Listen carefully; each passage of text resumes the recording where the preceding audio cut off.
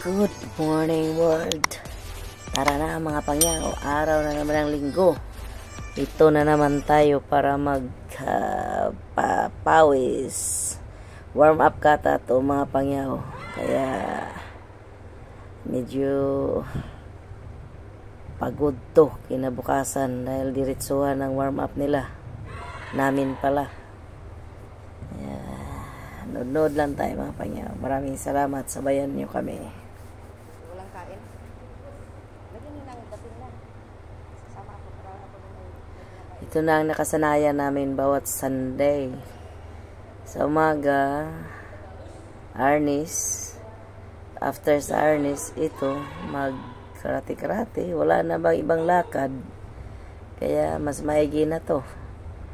Nakapag-exercise para manatiling maliksi yung katawan.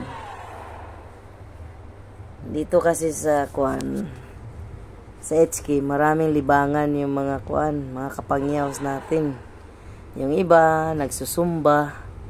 Yung iba naman, mga ball games, yung mga volleyball, basketball.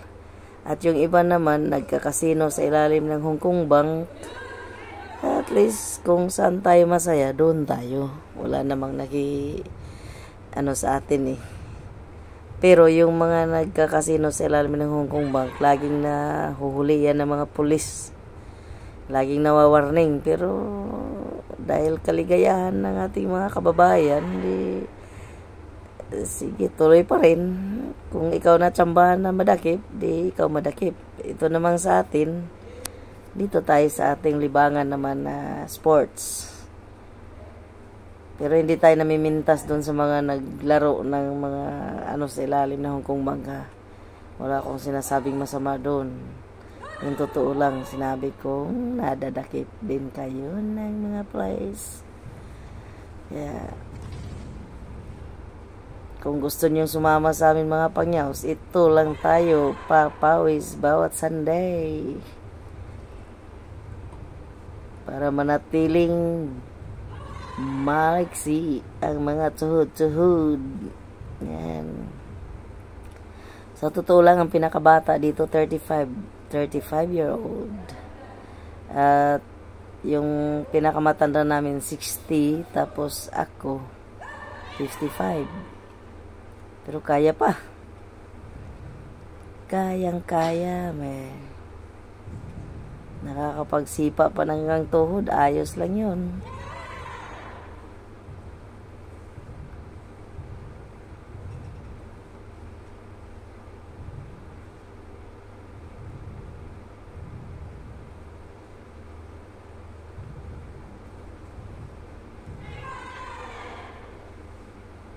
Kaya pa? Okay, sandan.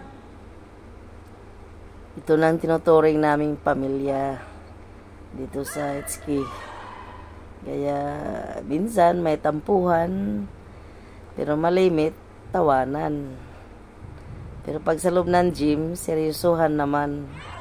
After ng gym, para ding tawanan na walang pakialaman sa tabi-tabi. Maganda. Kasi para bagang malaki yung naitutulong sa katawan natin, lalo na sa isipan, dahil talagang stressful pag nandito tayo sa ibang bansa. Kung wala kang libangan, yun, napakalungkot ng buhay. Siyempre, hindi natin makalimutan yung pagsisimba. Nandiyan na yan lagi. Nakauna yan, manalangin kahit saan. Simbahan man, sa kwarto man, sa isipan, or sa puso mo lang. Yun ay nakikita ng Diyos. Kapit lagi sa Diyos pag may problema. Lalo na sa mga nag-iisa lang na parang takot sa kaibigan. Dahil sa totoo lang, maraming manluloko. Buti na lang yung grupo namin na itinuturing naming pamilya, wala talagang lokohan, bawal. Depende lang din. Pero so far, matino tong samahan namin.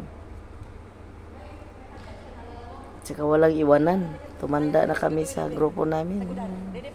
Yung tampuhan, normal lang. Dito muna kayo. Dalawang white. Dalhin kayo Parang niya, white, magkakapatid, magpamilya talaga ang tunay. Ana, you drink water. Go, go, go. Go for water, Ana. Yeah, kung gusto niyo mga pangyaw, sabayan niyo kami. Gawin niyo yung ano Every Sunday lang naman yan. 3 hours every Sunday. Okay. Natin leader, move for yan gudan. Pampabata pati itong karate. Hindi mo ramdam yung tuhod mo ay Okay, dalawa. gumagano na. Hindi maramdaman.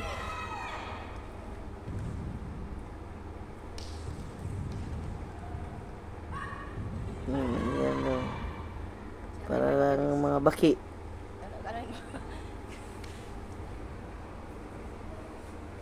Mabilis. Okay, sige lang. Wag lang. Salamat mga pangyaw. Sana nag-enjoy kayo kahit paano. Ang tawanan lang sa paningin. Ayos lang yung pag-gising